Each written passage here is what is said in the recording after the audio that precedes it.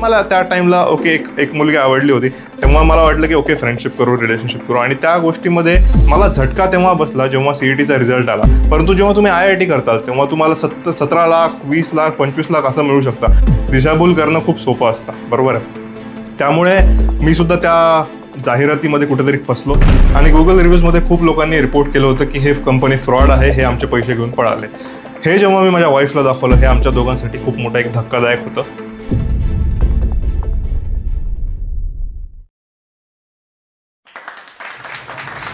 आयुष्यामध्ये calculated risk असणं फार महत्त्वाचं आहे. योग्य वेळी तुम्ही जेव्हा योग्य हिंमत दाखवता तेव्हा लोकंसुद्धा तुम्हाला दाद देतील. त्यामुळेच जब हिम्मत की जवलानी है तो पत्थर भी क्या पानी है, उठ बांध कमर क्या डरता है, फिर देख खुदा क्या करता है. हे माझ्या आयुष्याचं ब्रीदवाक्य राहिलेलं आहे. नमस्कार, मी आहे शशांक अंबेकर. माझा जन्म खरं तर छत्रपती संभाजीनगरचा आणि लहानपण माझं भन्नाट होतं, म्हणजे अतिशय एन्जॉय केलेलं. आजकाल जेनझी मंडळी थोडेसे म्हणतात की त्यांचं ट्रॉमॅटिक चाइल्डहुड वगैरे राहिलेलं आहे.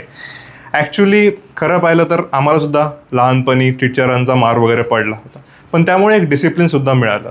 सो त्यामुळे I would like to say that की there is no light without dark, right. आणि लोकांना हे सुद्धा वाटतं की वा, स्टार किड्सचं लाईफ किती चांगलं आहे, ते किती चांगल्या घरामध्ये जन्म घेतलेला आहे त्यांनी. परंतु इथे मला मना वाटतं की सुनहरे खानदान में जन्म देना भगवान के हाथ होता है, लेकिन ज़िंदगी को सुनहरा बना देना ये इंसान के हाथ में होता है. याचा अर्थ असा की देवाने कुठल्याही घरी तुम्हाला जन्म दिला तरीसुद्धा तुमचं जीवन कसं ठरवायचं हे तुमच्या हातामध्ये आहे. त्यामुळेच वामन हरिपाई यांनी म्हटलं असेल की तूच तुझ्या जीवनाचा शिल्पकार. त्यानंतर चाइल्डहुड 8वीपर्यंत मी छत्रपती संभाजीनगरमध्येच होतो. परंतु 9वीमध्ये म्हणजे 2009मध्ये बाबांच्या बदलीमुळे आम्ही पुण्याला शिफ्ट झालो. तर आता हे जे जुने मित्र वगैरे जे मी सगळे मिळवले होते त्यांना सोडून पुण्याला येणं हे खूप एक चॅलेंजिंग वाटलं होतं तेव्हा. परंतु जेव्हा पुण्याला आलो तेव्हा फक्त एज्युकेशनवर फोकस केला आणि अभ्यासामध्ये चांगलं करत होतो, त्यामुळे या गोष्टींची उणीव तेव्हा एवढी भासली नाही. परंतु खरंच म्हणजे यांना सोडून जाणं, या जुन्या लाईफला सोडून इथे येणं was a challenging task in it self. त्यानंतर जेव्हा 10वीमध्ये चांगल्या मार्काने उत्तीर्ण झालो, जेव्हा 93% मिळाले, तेव्हा वाटलं की ओके आता कॉलेज लाईफ मी एन्जॉय करू शकतो.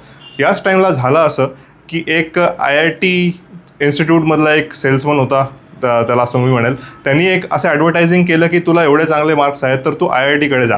कारण की काय आहे की CETमधून वगैरे नॉर्मल जेव्हा तुम्ही इंजिनिअरिंग करता तेव्हा तुम्हाला डिसेंट पॅकेज मिळतं, जे 3 लाख 5 लाखापर्यंत असतं. परंतु जेव्हा तुम्ही IIT करताल तेव्हा तुम्हाला 17 लाख, 20 लाख, 25 लाख असं मिळू शकतं आणि तुझ्यात ते टॅलेंट आहे तर तू ते करू शकशील.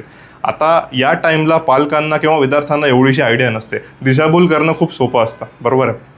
त्यामुळे मी सुद्धा त्या जाहिरातीमध्ये कुठेतरी फसलो आणि मला वाटलं ठीक आहे, ट्राय करण्यास काही हरकत नाही, तिथे नाही झालं तर आपलं नॉर्मल तर होईलच. पण तसं नसतं. तुम्ही IITची तयारी करता ती पूर्णपणे वेगळी असते, CETची पूर्णपणे वेगळी असते. आणि झालं असं की पॅरलली मला स्वतःची लाईफ एन्जॉय करायची होती, त्यामुळे मी या गोष्टींकडे एवढंसं लक्ष दिलं नाही. आता जेव्हा तुम्ही IIT JEEची प्रिपरेशन करता, मुले 8वीपासूनच त्या तयारीला लागत असतात, परंतु तेवढं सिरियसनेस लागतं हे सुद्धा मला त्या पॉईंटला माहीत नव्हतं. त्यामुळे मी माझं नॉर्मल लाईफ चिल करत होतो, एन्जॉय करत होतो, फ्रेंडशिप्स बनवत होतो, रिलेशनशिप बनवत होतो. रिलेशनशिप याचा अर्थ असा की मला त्या टाईमला ओके एक मुलगी आवडली होती. तेव्हा मला वाटलं की ओके फ्रेंडशिप करू, रिलेशनशिप करू. आणि त्या गोष्टीमध्ये I was enjoying my life. तर त्यासुद्धा पॉईंटला मला कुठेच काही वाईट होतं किंवा चुकीचं होतं असं वाटलं नाही. I was enjoying my life. मी मित्रांसोबत काउंटर स्ट्राईक खेळत होतो, मी विकेंडला चिल करत होतो आणि अगेन म्हणजे रिलेशनशिप एन्जॉय करत होतो. तर त्या फेजमध्ये मला झटका तेव्हा बसला जेव्हा CETचा रिझल्ट आला आणि अपेक्षेपेक्षा कमी मार्क मिळाले. आयुष्यामध्ये अकॅडमिकली आत्तापर्यंत कधीच फेल्युअर नसताना एकदम जेव्हा हा झटका बसला की जेव्हा मनासारखे मार्क मिळालेले नाहीत आणि आता पुढे भवितव्य काय, इंजिनिअरिंगमध्ये कुठल्या इंजिनिअरिंग कॉलेजमध्ये ॲडमिशन मिळेल याचीसुद्धा काहीच गॅरंटी नव्हती, तेव्हा एक खूप मोठा झटका होता. आणि त्यामुळे झालं असं की मनावरती एक परिणाम होतो, राईट. असं वाटलं की मी मित्रांसोबत जो टाईमपास केला आहे किंवा जो काय माझा टाईम गेला आहे त्यामुळेच हे सगळं होत आहे. त्यामुळे मी सगळ्यांना दूर केलं. मला वाटलं की आता त्या फ्रेंडसोबत, रिलेशनशिपसोबत आता बोलायला नको, त्यामुळे ते गोष्ट मी पूर्णपणे आळा घातला आणि पूर्णपणे अभ्यासावर फोकस करेल असं ठरवलं. आणि ॲक्च्युली ही गोष्ट I would say blessing in disguise झाली, कारण की जेव्हा मी अभ्यास करायला चालू केलं त्याच्यानंतरच काही दिवसांनंतर झेन्सर, कॉग्निझंट, ॲक्सेंचर, इन्फोसिस वगैरे कंपनीज रिक्रुटमेंटसाठी यायला लागल्या आणि माझं सर्व कंपन्यांमध्ये सिलेक्शन झालं होतं. त्यामुळे एक वाटलं की ओके असू, म्हणजे त्यावेळेस जे डिप्रेशनमध्ये मी जे गेलो होतो काही दिवसांपूर्वी ते बिलकुलच म्हणजे गरजेचं नव्हतं. म्हणजे एवढे टोकाचे विचार करणं त्या पॉईंटला वॉज ॲब्सोल्युटली अननेसेसरी. कारण की मी थोड्या दिवसामध्येच पूर्ण चित्र पालटून I was successful and one of the very few students was placed in all the companies, right. So त्याच्यामुळे पुन्हा एकदा एक उमेद आली आणि असं वाटलं की इथून पुढे आपण परत चांगल्या कंपनीजमध्ये आता प्लेसमेंट घेऊन पुढे आपल्या जीवनाची वाटचाल करू शकतो. तर आता इंजिनिअरिंगमधून प्लेसमेंट झालं, कॉग्निझंट कंपनीमध्ये मी कॉग्निझंट कंपनी चूज करेल असं मी ठरवलं. त्यामुळे घरचे सगळेच खुश होते. परंतु आयुष्याचा टर्निंग पॉईंट आला मात्र ॲक्च्युली इथून. जेव्हा कॉग्निझंटमध्ये सिलेक्शन झालं तेव्हा हिंजवडी फेज 1 इथे माझं ट्रेनिंग होत होतं आणि व्यवस्थित ट्रेनिंग वगैरे पार पडलं. 3-4 महिने ट्रेनिंग झालं. त्यानंतर मी बेंच पिरियडवरती होतो. तर सगळं काही सुरळीत चाललं असं वाटलं. त्यानंतर एक प्रोजेक्ट जो आला कॉग्निझंट कंपनीकडून तो होता मुंबई लोकेशनसाठी. जेव्हा मी मुंबईचा प्रोजेक्ट तो ॲक्सेप्ट केला तो माझ्या अपेक्षेपेक्षा पूर्णपणे वेगळा होता. म्हणजे तिथे पोहोचायचं तर सकाळी 6:30 पासून सकाळी 3:30पर्यंत, दुपारी 3:30पर्यंत तो प्रोजेक्ट होता. आणि जे काम होतं ते कामाचं स्वरूप पूर्णपणे वेगळं होतं. म्हणजे एक्सेलमध्ये फक्त डेटा एंट्री होती आणि जो मला नॉर्मल जो ट्रेनीवरून जो ॲक्च्युअल असोसिएट बनण्यासाठी जो टाईम लागणार होता तो 14 महिन्यांचा टाईम होता.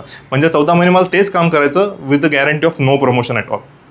त्यामुळे मी कुठेतरी एक विचार करण्यास या गोष्टींनी मला भाग पाडलं होतं. मी थोडे दिवस ट्राय केला, नाही असं नाही. परंतु जेव्हा मला लक्षात आलं की या गोष्टीतून काहीच फायदा नाही. एक तर मी थोडे दिवस सुरुवातीला ठाण्यामध्ये राहत होतो मामाकडे आणि तिथून मी जेव्हा जात होतो त्या कंपनीसाठी तो मला पहिले तर ठाण्याहून एक रिक्षा करून बस स्टॉपपर्यंत जावं लागायचं. तिथून बस करून मी बोरिवलीपर्यंत एक बस पकडायचो. तिथून दुसरी बस काढायचो, ती म्हणजे दिंडोशीपर्यंत होती. तिथून रिक्षा करून मी ऑफिसपर्यंत जायचो. तर या सगळ्या गोष्टींमुळे मला खूप टाईम लागायचा ऑफिसला जायला. आणि जेव्हा मी तिथे पोहोचायचो तेव्हा मॅनेजर पुन्हा म्हणायचं की अरे एवढा टाईम का बरं लागला, आपल्याला रिपोर्टिंग टाईम तर सकाळी 6:30 होता. म्हणजे सकाळी 4:30ला उठून सुद्धा मला पोहोचायला ऑफिसला 7-7:30 जरी झाले तरी ते लोक माझ्यावर नाराजच असायचे. त्यामुळे मग मी असा डिसिजन घेतला की ठीक आहे, आपण ऑफिसपासून एक जवळ एखादं PG किंवा एखादं एक 1 रूम 1 BHK 1 RK वगैरे असं काहीतरी घेऊयात जे आपल्याला परवडेल. परंतु जेव्हा मुंबईचे रेट्स बघितले तर जे म्हणजे स्वस्तातलं स्वस्त होतं ते सुद्धा माझ्या त्या टाईमच्या सॅलरीपेक्षा जास्त होतं. त्यामुळे कुठेच आयुष्यामध्ये गेन होतोय असं मला दिसलं नाही.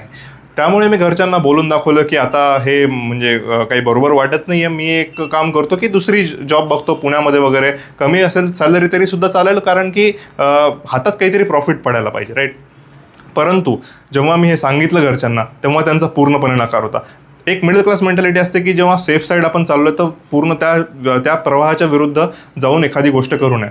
पण ॲक्च्युअली झालं उलटंच. आणि जेव्हा मी माझा डिसिजन घेतला तेव्हा तो मी माझा बरोबर कसा आहे ते प्रूफ केलं. सो त्याच्यामुळे मला असं मला वाटतं की इंसान वो नहीं है जो हवा के साथ चलता है, इंसान वो है जो हवा का रुख बदल सकता है. त्यामुळे जरी घरच्यांचा अपोज होता तेव्हा मी ठरवलं की नाही, मी माझ्या डिसिजनला ठाम राहणार. कारण मला माहिती आहे की माझी प्रोग्रेस कुठे होऊ शकते. मला माझ्या सेल्फ कॉन्फिडन्स म्हणजे सेल्फ ॲबिलिटीवरती एक भरोसा होता. आणि त्यामुळे मी असं ठरवलं की आपण हा कॉग्निझंटचा जॉब सोडून देऊ आणि पुण्याला चांगल्या प्रॉडक्ट बेस्ड कंपनीमध्ये घेऊ. आणि अर्थात त्यावेळेस दोन्ही करणं मला शक्य नाही. त्यामुळे मी आधी जॉब सोडला without any offer in hand. आता जेव्हा मी हे घरच्यांना सांगितलं तेव्हा त्यांचा अगेन परत एकदा अपोज होता. परंतु बाकीच्यांचा अपोज असताना सुद्धा मी माझ्या आईला सांगितलं की या गोष्टीमध्ये मला पुढे काही फायदा दिसत नाही आहे. भलेही माझा जॉब जरी नाही मिळाला, मी एक चांगल्या प्रकारे मास्टर्स करेल आणि मग जॉब मिळवेल जो मला पाहिजे. परंतु इथे म्हणजे कमाईपेक्षा जास्त रेंट देऊन पुढे कुठेच प्रोग्रेस नसताना इथे राहणं मला कुठल्याच दृष्टीने परवडणारं नाही आहे. त्यामुळे हा असा अपोज झाला. मी पुण्याला आलो वापस. आणि पुण्याला आल्यावर सुद्धा मला नवीन जॉब लगेचच नाही मिळाला. म्हणजे जेव्हा मी कंपन्यांना इंटरव्ह्यूज वगैरे देत होतो तेव्हा एक कंपनी म्हणे की तुम्ही आम्हाला पैसे द्या, त्याच्यानंतर मग काही महिने तुम्ही आम्हाला जेव्हा पैसे देताल त्याच्यानंतर आम्ही तुम्हाला ट्रेनिंग देऊ आणि मग तुमचं जे सॅलरी आहे ते चालू होईल. तर हे मला बिलकुल मनाला पटलं नाही की एवढं जे इंजिनिअरिंग कॉलेजमध्ये असताना सर्व कंपनीमध्ये प्लेसमेंट झालं होतं आणि आता हे कंपनीज का पैसे मागतात मला. सो त्या गोष्टीला मी नकार दिला. त्याच्यानंतर मी माझं जे ॲप्लिकेशन आहे ते चालूच ठेवलं. आणि काही दिवसांनंतर एका प्रॉडक्ट बेस्ड कंपनीमधून कॉल आला. ते ॲक्च्युली तेव्हा इंटर्नसाठी हायर करत होते, परंतु मी त्यांना क्लिअरली सांगितलं की मी इंटर्न्स म्हणून लागणार नाही, मी ऑलरेडी एक फुल टाईम एम्प्लॉय आहे. जेव्हा मी त्यांना हे सांगितलं तेव्हा ते म्हणलं ठीक आहे, आपण त्याच्यासाठी काही स्कोप असेल तर तसं बघूयात. आणि त्यांनी मला इंटरव्ह्यूसाठी बोलवलं. इंटरव्ह्यू वगैरे सगळं मस्त झालं. त्यानंतर माझं प्रॉडक्ट बेस्ड कंपनीमध्ये सिलेक्शन झालं. आणि नंतर सिलेक्शन झाल्यानंतर जेव्हा सर्व गोष्टी घरच्यांनी बघितल्या की दुप्पट सॅलरी झालेली आहे, घरापासून घ्यायला यायला मला कॅब आहे, व्यवस्थित दर क्वार्टरली मला स्टार परफॉर्मर अवॉर्ड्स भेटत आहेत ज्याच्यातून कुपन्सनी मी म्हणजे भरपूर काही गोष्टी 25,000 50,000चे कुपन्स होते. सो या गोष्टींचा जेव्हा घरच्यांना आयडिया आली तेव्हा ते खूप खुश झाले. तेव्हा ते म्हणले की वाह, योग्य निर्णय घेतला. त्यामुळे जे मी सुरुवातीला सांगितलं होतं की योग्य टाईमला योग्य हिंमत दाखवणं गरजेचं आहे. इथे जेव्हा मी म्हणलो की जब हिम्मत की जवलानी है, जब पत्थर भी क्या पानी है, फिर उनको भी समझ में आया की यांनी जो डिसिजन घेतलेला आहे तो बरोबर आहे. तर आयुष्यामध्ये योग्य टाईमला योग्य रिस्क, कॅल्क्युलेटेड रिस्क का असेना आपण घेणं गरजेचं आहे. तर आता सगळं सुरळीत चाललं होतं, परंतु life is not always a bed of roses, बरोबर आहे. चॅलेंजेस हे नेहमी येतच असतात. म्हणजे आयुष्यामध्ये कुठल्या टप्प्यावर कुठलं चॅलेंज येईल हे आपण प्रेडिक्ट नाही करू शकत. स्पेशली मला इथे पॉईंट आउट करावं वाटेल कोविडचा टाईम जो सगळ्यांसाठीच खूप एक अवघड होता. 2020मध्ये जी जगामध्ये लाट आली होती, 21मध्ये मात्र भारताने सुद्धा या गोष्टीचा अनुभव घेतला. ती सर्वांसाठीच एक टाईम जो होता तो कठीण होता. 2021मध्ये माझ्या आजींना सुद्धा कोविड डिटेक्ट झाला आणि त्यामुळे आम्हाला त्यांना ॲडमिट करावं लागलं. आणि सर्व सिच्युएशन मात्र खूप डेंजर होती की आपल्याला हॉस्पिटलमध्ये बेडसुद्धा वगैरे मिळत नव्हते. तरीसुद्धा आम्हाला लकीली एक बेड मिळाला आणि तिथे आम्ही आजींना ॲडमिट केलं. सो इकडे मी कंपनी माझं करत होतो. मी वर्क इंटिग्रेटेड बिट्स पिलानी प्रोग्राममध्ये सुद्धा स्वतःला ॲडमिट केलं होतं आणि इकडे मात्र आजींना ॲडमिट केलं होतं हॉस्पिटलमध्ये. सो सर्व गोष्टी मी एक बॅलन्स करत होतो वेगळ्या प्रकारे. आणि असं असताना जेव्हा माझं बिट्स पिलानीचं फायनल एक्झाम होती, जो होती 28 तारखेला, 28 एप्रिलला, आणि आजी त्या टाईमला आम्ही घरी म्हणजे त्यांना डिस्चार्ज मिळाला होता हॉस्पिटलमधून आणि त्यांना घरी ॲडमिट केलं होतं. तो असं वाटत होतं की तब्येत खूपच सिरियस आहे, परंतु आजीने सांगितलं होतं की तुझी एक्झाम व्यवस्थित जाऊ दे, तुला पूर्ण आशीर्वाद. आणि हे आजींचे काही शेवटचे शब्द होते. तेव्हा मला असं वाटलं की ओके, त्या बेसिसवरती मी चांगली एक्झाम दिली आणि 29 एप्रिलला दुसऱ्या दिवशी आजींनी मात्र जगाचा निरोप घेतला.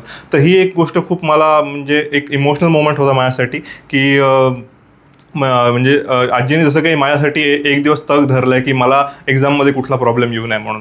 त्या गोष्टीनंतर लाईफचे चॅलेंजेस कधी संपत नाहीत, बरोबर आहे. परंतु त्याच्यानंतर 1 वर्षानंतर मी म्हणजे लग्न करायचं ठरवलं, कारण आता मास्टरसुद्धा झालं होतं. 1 वर्ष मी मध्ये जाऊ दिला, परंतु त्यानंतर मला मैथिलीची साथ मिळाली. आणि मी म्हणेल की आयुष्यामध्ये तुम्हाला टाईम लागला तरी चालेल, परंतु जो जोडीदार तुम्ही निवडताय तो तुमच्या कम्पॅटेबिलिटीनुसार असला पाहिजे. आणि हे तुम्ही गोष्टीबद्दल म्हणजे खूप केअरफुल राहा, कारण की ही जीवनाची पूर्ण साथ आहे. आणि म्हणजे आम्ही जेव्हा भेटलो आणि हे केलं, जेव्हा स्वतःचे पॉईंट ऑफ व्ह्यू सांगितले, तेव्हा लक्षात आलं की कुठेतरी एक वेवलेंथ जुळत आहे. आणि तेव्हा मग डेटिंग करत वगैरे आम्ही ठरवलं की आता we are ready to go forward. आणि आम्ही घरच्यांनासुद्धा सांगितलं की we are absolutely a compatible couple and we should marry each other. तेव्हा घरच्यांनासुद्धा जेव्हा प्रोग्राम्स वगैरे झाले तेव्हा त्यांनासुद्धा आवडलं आणि ते म्हणले की दिस इज म्हणजे मॅच मेड इन हेवन. तर तुम्ही लग्न करण्यासुद्धा त्यांनी एक प्रकारे परवानगी दिली. आणि त्यानंतर मात्र आम्ही लग्न खूप व्यवस्थित म्हणजे जोरात झालं. त्यानंतर आम्ही हनीमूनला गेलो आणि ट्रॅव्हल एजन्सी वगैरे म्हणजे व्यवस्थित चूज करून आम्ही मालदीव्सला एक मस्त ट्रिप केली. त्यानंतर एकीकडे पर्सनल लाईफ आणि एकीकडे करिअर असं बॅलन्स करत मी पुढे चाललो होतो. पण चॅलेंजेस किंवा तुम्ही म्हणू शकता एक अनएक्सपेक्टेड ट्विस्ट नेहमी कधी कधी येत राहतो लाईफमध्ये. वर्षाच्या पहिल्या मॅरेज ॲनिव्हर्सरीला आम्ही ठरवलं की आपण आता परत एकदा देशाच्या बाहेर कुठेतरी फिरून येऊयात. आणि तेव्हा आम्ही ठरवलं की आम्ही दुबईला जाऊन येऊ. आता आम्ही स्वतःहून जाण्यासुद्धा सक्षम आहोत. आम्ही स्वतः एअरप्लेनचे तिकीट्स वगैरे बघितले, परंतु ते तिकीट्स वगैरे जेवढे त्याचा रेट होता तेवढा आम्हाला ट्रॅव्हल एजन्सीनी सांगितलं की आम्ही त्याच्यापेक्षा कमी पैशामध्ये आम्ही तुम्हाला अरेंज करून देऊ शकतो. आता आम्हाला हे थोडंसं सुरुवातीला खटकलं, परंतु जेव्हा आम्ही इंस्टाग्रामवर वगैरे त्यांची जाहिरात बघितली, आम्ही त्यांचा GSTN नंबर वगैरे व्हेरीफाय केला आणि हे सर्व केल्यावरती आम्ही त्याच्यानंतर जे लोक सक्सेसफुली जाऊन आलेले आहेत त्या कंपनीकडून, तर त्यांनासुद्धा विचारलं आणि ते म्हणले की हे सर्व व्यवस्थित आहे, त्याच्यामुळे आम्हाला काही प्रॉब्लेम आला नाही, त्यामुळे तुम्ही या कंपनीकडून जाण्यात काही हरकत नाही. या कंपनीचं नाव होतं रोझी ट्रॅव्हल्स म्हणून आणि ही UP लखनौची कंपनी होती. सो आम्ही सर्व गोष्टी व्हेरीफाय केल्यानंतर आम्ही पुढे ठरवलं की ओके, आपण जसं लास्ट टाईम आपल्याला चांगल्या ट्रॅव्हल कंपनीकडून एक खूप चांगला अनुभव आला, यावेळेससुद्धा आपण एक चांगलं ॲनिव्हर्सरी सेलिब्रेशन करू शकतो. सो त्यामुळे आम्ही त्या कंपनीसाठी जे ॲडव्हान्स पेमेंट होतं 1 लाखाचं ते आम्ही केलं, जे हॉटेल बुकिंग आणि एअरप्लेन तिकीटसाठी वगैरे लागणार होतं ते आम्ही त्यांना केलं. आणि वी वर वेटिंग की आता नेक्स्ट अपडेट कधी येतो. सो आम्ही नोव्हेंबरच्या एंडला जेव्हा विजासाठी वगैरे त्या कंपनीला विचारास जेव्हा चालू केलं, तेव्हा आम्ही हे बघितलं की त्या कंपनीतला कुठलाच एम्प्लॉय फोन उचलत नाही आहे. त्यानंतर मी गुगल रिव्ह्यूज बघितले आणि गुगल रिव्ह्यूजमध्ये खूप लोकांनी रिपोर्ट केलं होतं की हे कंपनी फ्रॉड आहे, हे आमचे पैसे घेऊन पळाले.